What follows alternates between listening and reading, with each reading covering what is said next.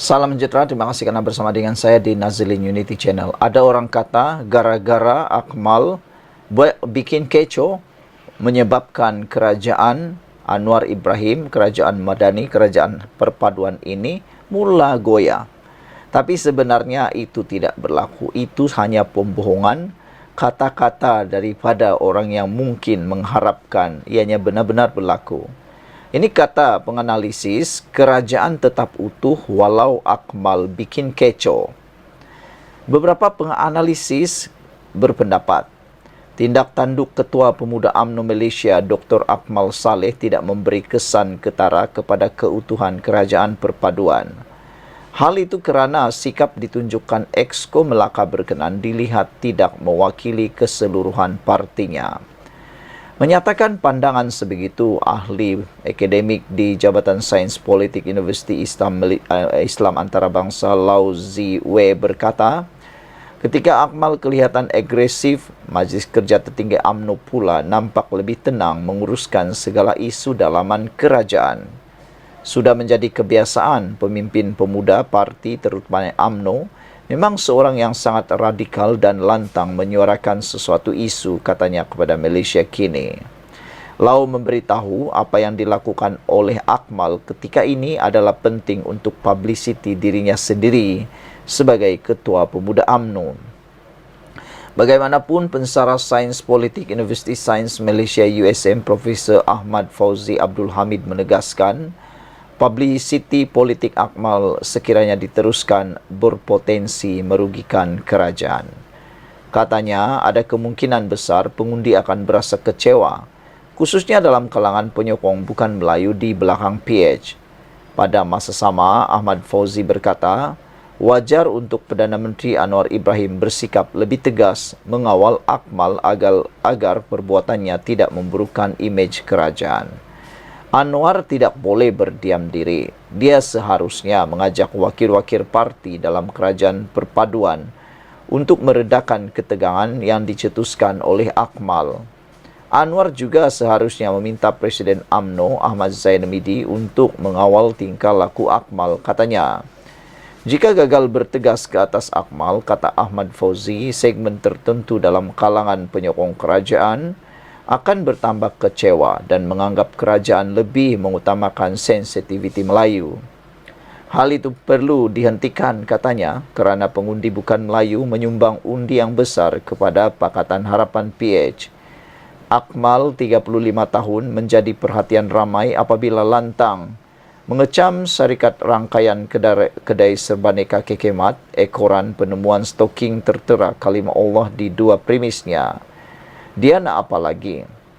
Dia juga menggerakkan kempen memboikot kedai tersebut. Dia juga menegaskan akan bertindak dengan cara sama jika rangkaian Pasaraya Maidin yang menegur kelantangannya bertindak begitu. Ahmad Fauzi berkata tindak tanduk Akmal boleh dianggap melampau. Justru wajar dibendung oleh kerajaan kerana isu tersebut boleh saja diselesaikan mengikut lunas undang-undang.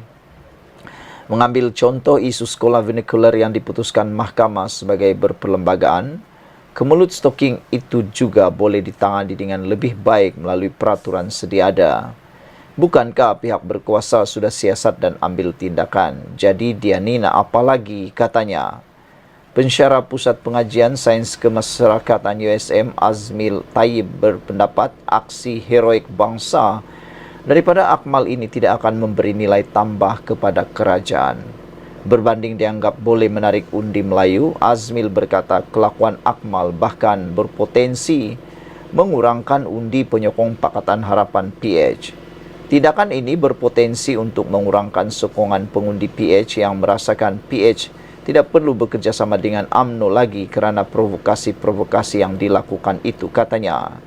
Sementara itu, penganalisis politik dari Universiti Sains Islam Malaysia Profesor Madya Muhammad Azmir Muhammad Nizah berkata, apa yang dilakukan Akmal memang sesuai dengan sifat UMNO yang berpaksikan perjuangan bangsa Melayu. Secara umumnya, Akmal hanya ingin menunjukkan semangat UMNO dia, katanya. Muhammad Azmir menambah, mesej Akmal juga diyakini tidak akan memberi ancaman kepada hubungan antara parti dalam kerajaan kerana ia hanyalah suara UMNO yang ingin menarik kembali sokongan orang Melayu. MCA dan gerakan banyak kali menyuarakan hak kaum bukan Melayu dengan tegas demi menarik sokongan pengundi mereka.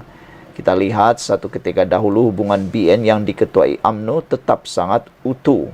Kini PN juga begitu, konflik di antara gerakan dan PAS tidaklah sampai ke tahap mampu meruntuhkan pakatan itu, katanya. Azmin menambah, mesej Akmal adalah jelas iaitu sokongan kepada usaha reformasi kerajaan. Jangan sampai boleh menggugat kedudukan Islam dan hak istimewa orang Melayu. Sekian dulu untuk kali ini. Jangan lupa tinggalkan komen anda, tekan butang subscribe. Bye-bye. Salam sejahtera, terima kasih kerana bersama dengan saya di Nazilin Unity Channel. Peniaga rugi jual air pun bayar gaji. Ini kan pula Menteri Besar Kedah. Laporan daripada Harapan Daily. Seorang wanita yang bercakap dalam logat Kedah menasihatkan Menteri Besar Kedah, Datuk Seri Muhammad Sanusi Maknor, agar menyelesaikan isu gaji pekerja anak syarikat Perbadanan Menteri Besar MBI Kedah, Kedah Agro Holding Berhad yang tidak dibayar gaji selama 9 bulan. Wanita tersebut berkata bahawa para peniaga pun membayar gaji kaki tangan meskipun berdepan kerugian. Sepatutnya Sanusi bab berniaga itu asing. Tapi bab staf Kedah Agro selagi ada perjanjian perkhidmatan di antara staf Kedah Agro dan MBI, kita kena bayar gaji, katanya. Tanyalah siapa-siapa pun. Orang meniaga kalau rugi pun kena bayar gaji kat staf. Meniaga ayak di bazar Ramadan pun, hari tu hujan, ayak tak laku, pun kena bayar gaji dekat staf. Sama juga dengan staf Kedah Agro. Sanusi, tolonglah bayar gaji mereka. Tapi Sanusi kena ingat, satu hari Sanusi tak jadi Menteri Besar, orang lain jadi Menteri Besar. Dia akan ambil alih semua GLC di bawah Sanusi dulu. Kira tak bolehlah salahkan Sanusi, katanya. Wanita tersebut tanggungjawab membayar gaji tersebut akan dipikul juga oleh Menteri Besar seterusnya pasca Sanusi, katanya. Sanusi dah cuba buat yang terbaik dah untuk meniaga, tapi mesti ada juga yang rugi. Siapa-siapa jadi Menteri Besar lepas Sanusi pula, dia pun kena bertanggungjawab, bersedia bertanggungjawab, terima apa saja perniagaan, sama ada untung ataupun rugi, katanya lagi. Kalau dulu dah tahu rugi, kenapa tak tutup awal, katanya. Kenapa tunggu 9 bulan baru rasa nak tutup? Tak boleh macam tu, Sanusi. Bayarlah gaji depa. Janganlah zalim depan di bulan puasa. Kasihanlah anak-anak mereka, katanya lagi. Perkara ini dikemukakan menerusi laman TikTok Malaysia Forward. 3 hari yang lalu, Sanusi mengibaratkan Kedah Agro sebagai lintah darat yang tidak menghasilkan keuntungan. Namun, atas daripada perkara yang dianggap sebagai celupar daripada Sanusi itu, ada seorang UMNO Sungai Petani menemplak seorang ahli Parlimen PAS yang mendakwa kerajaan negeri Kedah terpaksa mencuci dosa kerajaan lama sehingga perlu menanggung masalah anak syarikat Menteri Besar Incorporated iaitu Kedah Agro Holdings. Sanusi hang memang berdosa pasal 9 bulan tertunggak gaji, katanya.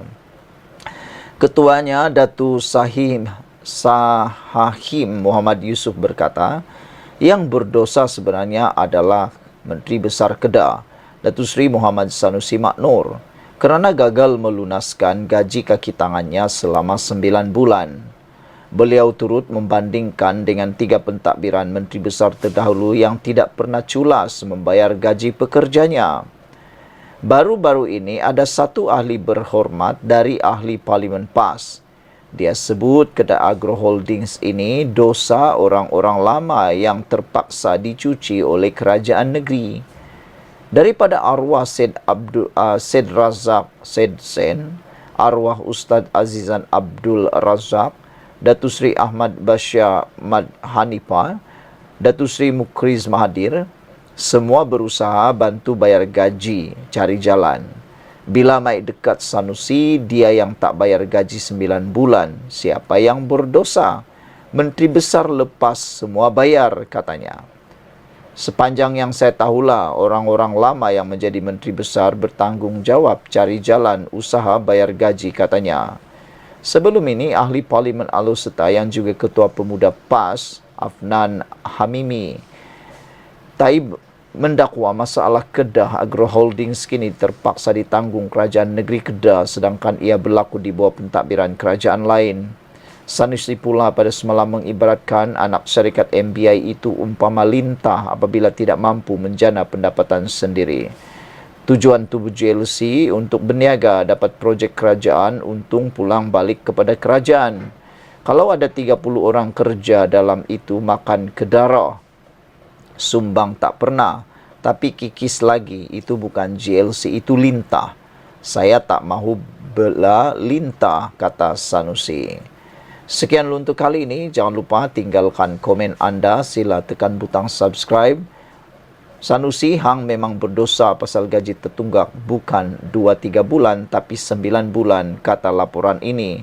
Tup, dia beli kereta pula dah 400,000. Tunggakan 9 bulan ini adalah 560,000. Dia pi beli kereta 400,000. Di mana keprihatinan? Kasih sayang seorang pemimpin kepada 24 kaki tangan Kedah Agro Holdings soalnya lagi. Sekian dulu untuk kali ini. Jangan lupa tinggalkan komen anda, tekan butang subscribe. Bye-bye. Salam sejahtera. Terima kasih kerana bersama dengan saya di Nazlin Unity Channel. Berbanding padu, saya rasa ini lagi yang paling ditakuti oleh ahli-ahli parlimen yang ada di Malaysia. Manakan tidak takut? Ikuti ulasan selepas ini. Jangan lupa tekan butang subscribe. Ramai orang takut isi padu. Rafizi kata ramai yang tak isi padu kerana ada masalah peribadi. Isu peribadi. Bukan kerana isu padu itu, tetapi isu peribadi mereka. Tapi kali ini, apa yang kita akan ulas ialah ini perkara yang lebih ditakuti oleh ahli parlimen. Kita tak tahu berapa peratuskah ahli parlimen telah mengisytiharkan harta. Tetapi apabila perkara ini ditegaskan, Azalina memberitahu pengisytiharan harta bagi anggota pentadbiran dan ahli parlimen akan dikuatkuasakan menggunakan format baharu dalam masa terdekat. Saya bersetuju dan kita semua seharusnya bersetuju. Bagi mereka yang bersetuju untuk kali ini, sila tinggalkan komen anda di ruangan komen, tulis setuju atau tulis nombor 1 bagi anda yang setuju. Kalau tak setuju, tak apa, tulis nombor 0. Tapi saya rasa 100% rakyat di Malaysia ini bersetuju supaya semua ahli parlimen, anggota pentadbiran perlu mengisytiharkan harta mereka. Isytihar harta ahli parlimen melalui LHDN. Pengisytiharan harta bagi anggota pentadbiran dan ahli parlimen perlu dilakukan melalui lembaga hasil dalam negeri LHDN bagi memastikan ia lebih tepat dan telus. Penganalisis politik daripada Universiti Malaysia, Utara Malaysia UUM, Muhammad Afifi Abdul Razak berkata, LHDN ada mekanisme untuk mengenal pasti harta dan punca pendapatan rakyat Malaysia. Kalau setakat isi borang atau isytihar harta atas kertas sudah pasti, maklumat diberikan tidak secara terperinci. Saya tidak faham kenapa kerajaan buat macam itu. Kalau dengan LHDN tiada yang boleh sorok, katanya.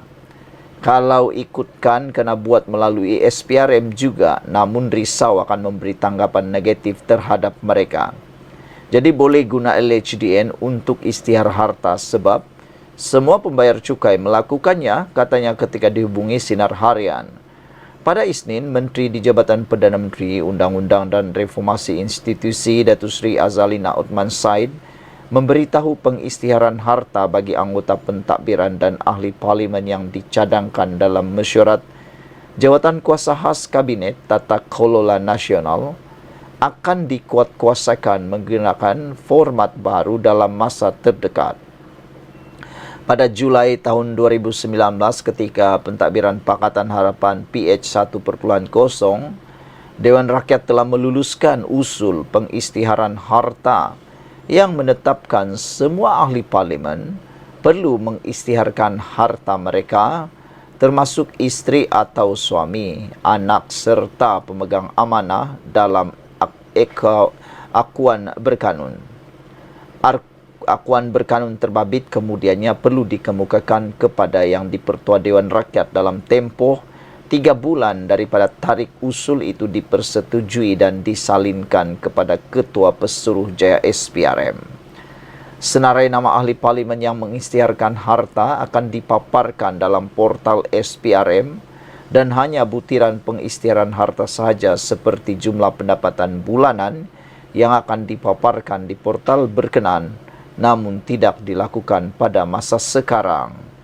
Antara ahli parlimen yang ketika itu melakukan perkara tersebut adalah Datuk Eng Koh Ham. Beliau mengisytiharkan aset bernilai 75.81 juta, iaitu paling tinggi dalam kalangan wakil rakyat PH. Ia diikuti bekas Perdana Menteri Tun Dr. Mahathir Mohamad dan isteri Tun Dr. Siti Hasma Muhammad Ali yang mengisytiharkan aset bernilai 32.35 juta, manakala bekas Menteri Pembangunan Usahawan Datuk Seri Muhammad Rizwan Mad Yusof dan isteri turut mengisytiharkan aset bernilai 23 juta. Bekas Timbalan Menteri Perumahan dan Kerajaan Tempatan Datuk Raja Kamarul Bahrin Shah Raja Ahmad Baharudin Shah mengisytiharkan aset bernilai 15.3 juta ringgit bersama isteri dan anaknya. Sementara itu, penganalisis sosial politik Universiti Malaya, Profesor Madya Dr. Awang Azman Awang Pawi berkata, penambahbaikan format pengisytiharan harta bagi anggota pentadbiran dan ahli parlimen menunjukkan komitmen kerajaan Madani mengenai aspek tata kelola yang lebih baik bagi memastikan semua pemimpin negara mempunyai integriti tinggi yang telus. Tindakan itu dapat meningkatkan keyakinan rakyat kepada anggota pentadbiran dan ahli parlimen bahawa mereka bersih. Bagaimanapun timbul persoalan, sejauh mana format baharu itu akan diterima oleh semua anggota pentadbiran dan ahli parlimen. Kerajaan sepatutnya memperjelaskan dengan lebih terperinci mengenai perkara tersebut agar lebih jelasnya lagi. Sekian dulu untuk kali ini. Jangan lupa tinggalkan komen anda, tekan butang subscribe. Adakah anda juga setuju seperti saya bahawa isytihar harta ahli parlimen dan pentadbiran adalah wajib dan melalui LHDN? Kita jumpa lagi. Bye-bye.